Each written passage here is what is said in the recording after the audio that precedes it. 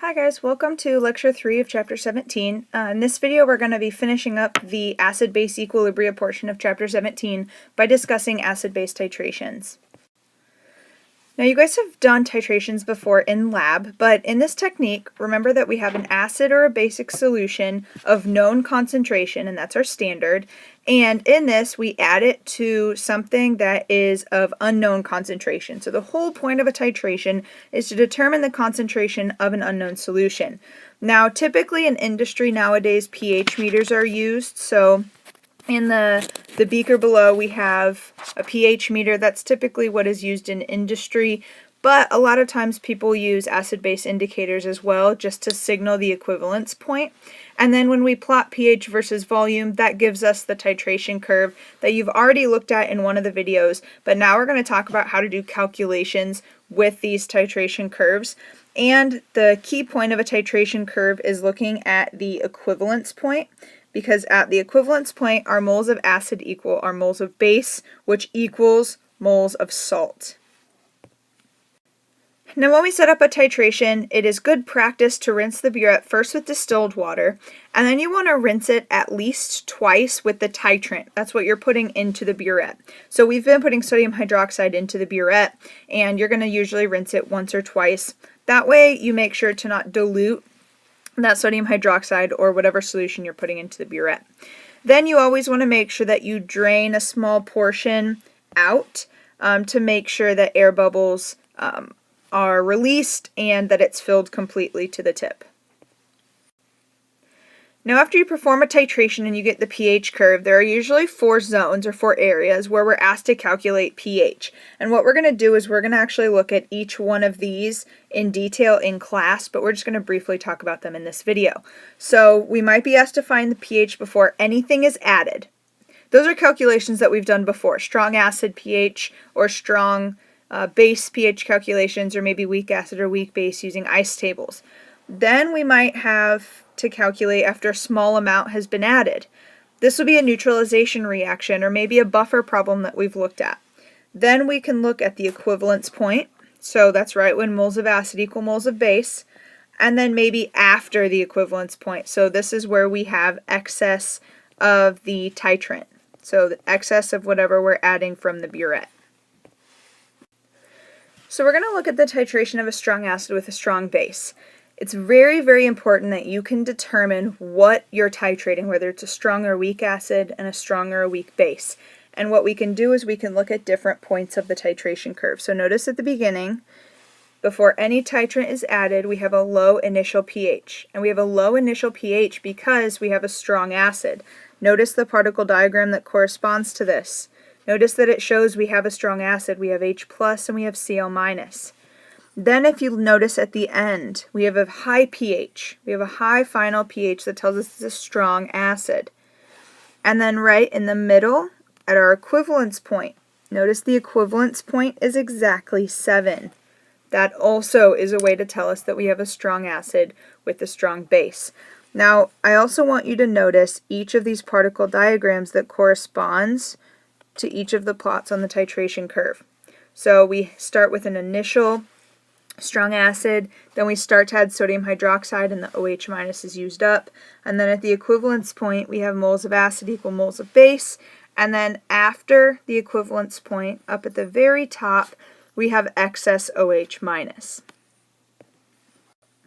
Now it's also important that you know how to write a net ionic equation for a strong acid with a strong base.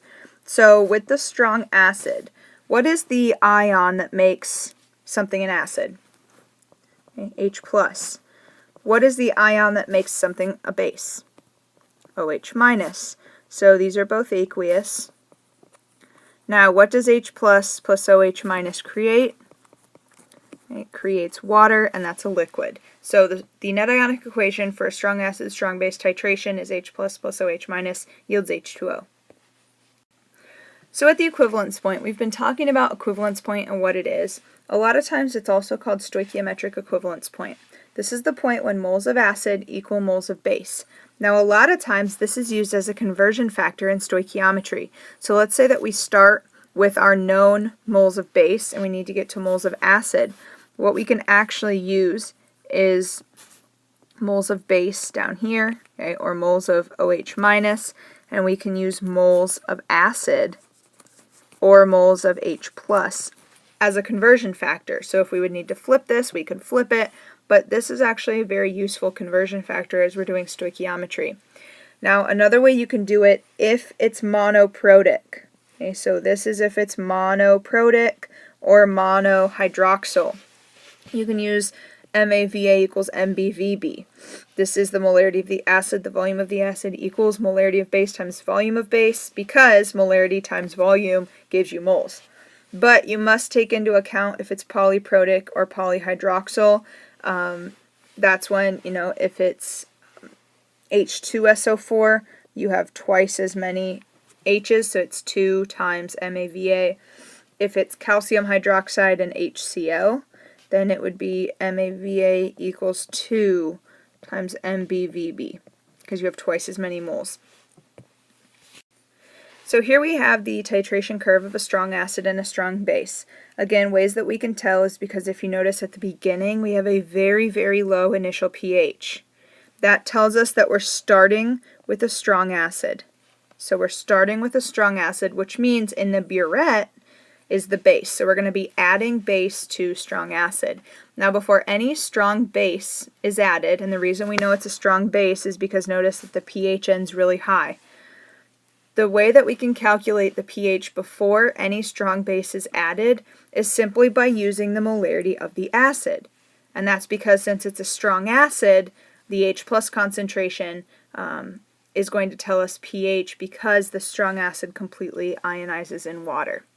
And then as we start to add more strong base, okay, we start to move up the titration curve. So at this point right here we have H plus, which is from the strong acid, A minus, which is the anion of the strong acid, and then B plus. So let's say maybe it's sodium hydroxide, this B plus would be Na plus. Notice there's no excess OH minus yet, because all of the OH minus is being neutralized by the H plus. So when some of the titrant is added, but before the equivalence point, so let's say right here on the titration curve we want to calculate pH.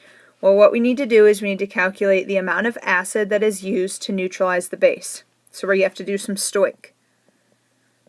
So we have to do some stoichiometry to figure out how much acid is needed to neutralize the base and how much H plus we have left over. Once we know how much H plus we have left over, then we can calculate the pH. And then at the equivalence point, okay, notice at the equivalence point the pH is 7. What we have here, the main species that are present is the cation from the base and the anion from the acid. So if this were NaOH and HCl, we would have Na plus and Cl minus. This is our salt. So at the equivalence point, the only thing you have present are the ions from the salt. So here is when moles of acid equal moles of base. This is when it's, in terms of strong acid, strong base, it's when it's completely neutralized. So since there's no excess H plus or OH minus, we have to look at the salt that is formed, and we have to see if that affects pH. In the terms of strong acid, strong base, the salt, the Na plus and the Cl minus, both of those ions are neutral, which is why the pH is 7, because then all we have is water. And then if we look up toward the top as we're going up higher and higher, we have OH minus present. It's excess OH minus, and then we have the ions from the salt. So then beyond the equivalence point, we now have excess titrant. So we have to determine stoichiometrically how much OH minus we have in excess. And then once we know how much OH minus we have in excess, which is using stoichiometry, then from there you can calculate pOH and then pH. So now if we titrate a strong base with a strong acid, so what that means is we start with a base that's in the beaker below the burette and we add acid. Essentially it's going to look like we just flipped over the titration curve. So you start with a high pH because it's a strong base, you end with a low pH because it's a strong acid, but still your equivalence point is 7. So if it's strong, strong, either way your equivalence point is 7. So here's what you have for the strong acid, strong base, or I should say when you start with a strong base, you end with a strong acid. It's the exact same thing, except it starts high and it ends low, but at the equivalence point, you still have equal moles of acid and base present. So your net ionic equation is H plus OH minus yields H2O.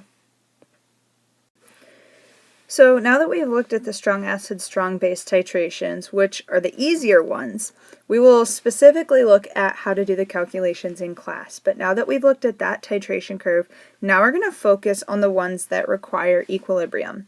And those are the titrations of weak acids and strong bases, or strong acids and weak bases. So when we want to find the initial pH, what we need to do is we need to use Ka. So finding the initial pH, this is what we've done in chapter 16. When we used ice tables, we had to find H+, we used X's. That's exactly what we do to find initial pH if it's a weak acid. Then we have to find the pH in this buffer region. So these are the buffer problems that we did in class when we were using the whiteboards.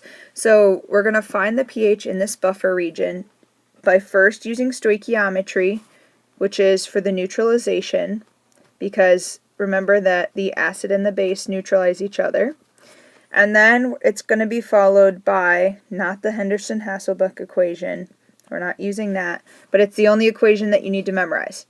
So followed by the memorization equation, right? That's the H plus equals your Ka times acid over base. Right, that's the only one that you have to memorize, and that's the one that you'll use, just like we did buffer problems. So the buffer region is this region right in here, because we're actually creating a buffer. This is where in the buffer notes when it said weak base and excess acid, or weak acid and excess base, that's exactly what this is right here. We're making a buffer. And then at the equivalence point, now, when it's weak acid, strong base, strong always wins. So if it's a strong base, that means the equivalence point is greater than 7. So at the equivalence point, the pH is greater than 7. And so what we have to do is we have to use the conjugate base of the weak acid to determine the pH. So because we have a weak acid and the weak acid's conjugate base, which is part of the salt, because that plays a role in pH, we actually use that conjugate base to determine pH. And then as more base is added, the pH levels off. It's the same thing for strong acids. Now again, I want you to focus on these particle diagrams and how they relate to each portion of the titration curve, because they're starting to throw in more particle diagrams. So here's a step-by-step for the calculations that we're going to be doing when we look at titrations of weak acids and strong bases. So we start with a solution containing a weak acid and a strong base. Then we have to go through the neutralization reaction, and this is stoichiometry. So remember, we use stoichiometry to figure out how much is being neutralized. Then calculate the new concentrations after the reaction. So do moles over liters.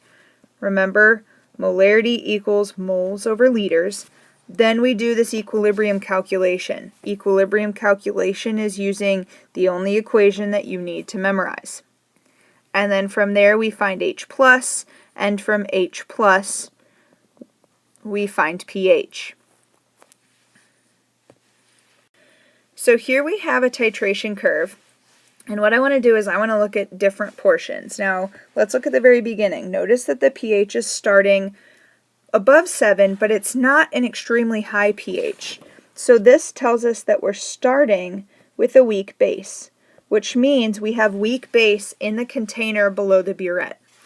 And then notice that initially the pH falls, but then it starts to level out a little. That's because this is the buffer region. Okay, the buffer region is where there's weak base and salt. And then we have the equivalence point, right? The equivalence point is halfway down the drop, and notice that the equivalence point is below 7. So remember, strong always wins out. So if the pH is below 7, that means that we're using a strong acid.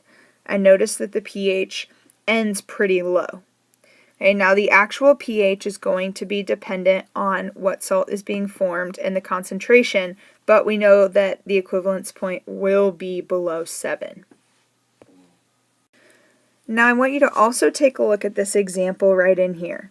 Okay, it says NH3 plus HCl, so there's our weak base plus our strong acid. Now notice that when those react, they form a salt and they form water. And they form water because NH3 is actually NH4OH. Right? Those are actually the same thing. So when NH3 and HCl react, the salt that is formed is NH4 plus Cl minus. Now Cl minus is neutral, right? Because it comes from a strong acid. But NH4 plus is actually the conjugate acid of ammonia, which means this is actually slightly acidic. It's a weak acid. So the NH4 plus that is made is actually a weak acid, and that actually helps to make the pH at the equivalence point acidic. So then if we take a look at another titration curve, let's look at the beginning and at the end. So at the beginning we start with the pH that's not too low. It's a pretty high pH to start with in terms of being acidic. And if we notice at the end, we start with a pretty high pH. So this tells us that we're going to have a strong base and a weak acid. Now because we're starting at a relatively low pH, that tells us that we have an acid that is in the beaker under the burette, and there's a strong base that's in the burette. And then if we take a look at the equivalence point, notice the equivalence point is above 7. That makes sense because strong always wins out.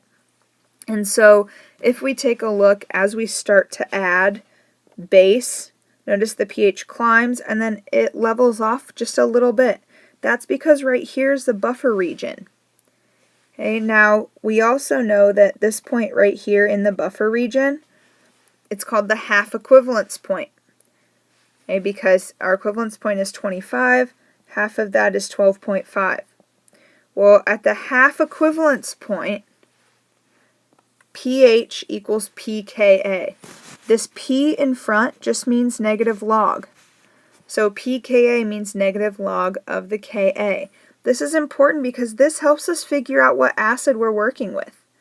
So at the half equivalence point, your concentration of your acid equals the concentration of the anion of the acid, and they cancel out, which means the Ka equals H plus and pH equals pKa. That is very, very useful.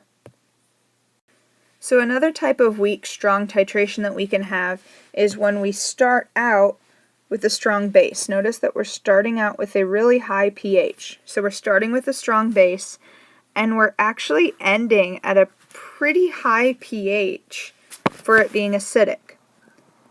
Right? So we're actually adding a weak acid to a strong base. Notice though, again, the equivalence point is greater than 7.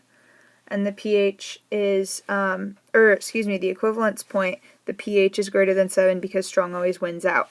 So we start high, we end medium to low, and the equivalence point is greater than 7. Now again, the actual pH depends on the salt that is formed, but again, it will be greater than 7. So we looked at quite a few strong-weak titrations, and there are a lot of different possibilities, which is why it's important that you can look at the titration curve and you can tell what is happening and what is being added to what. Now, there are ways that a weak acid titration differs from a strong, and that's because a solution of weak acid has a higher initial pH. Okay, weak acids always have higher pHs than strong acids, so the initial pH is higher, and the pH changes near the equivalence point are much more subtle. So if we take a look down here, this one all the way on the bottom, this is our strong acid. Notice that we start pretty low, and look at how much this pH changes before and after the equivalence point. This entire jump, that's the change in pH at the equivalence point. Okay, now we know for a strong acid, strong base, we know the equivalence point is right at 7. So just take a look at how big this jump is. And that's because we have these buffer regions for these weak acids.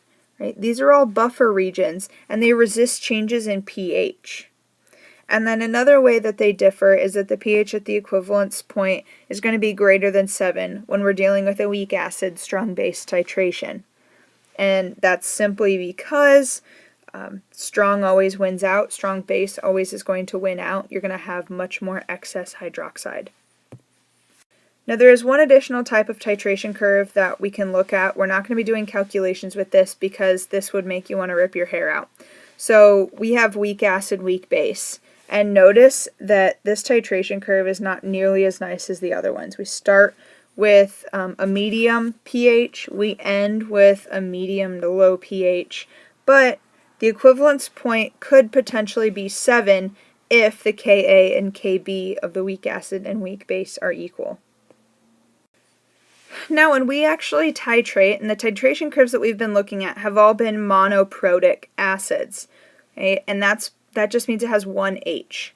So when a polyprotic acid is titrated, you actually have an equivalence point for each dissociation. So each H plus that is pulled off, we actually have different equivalence points.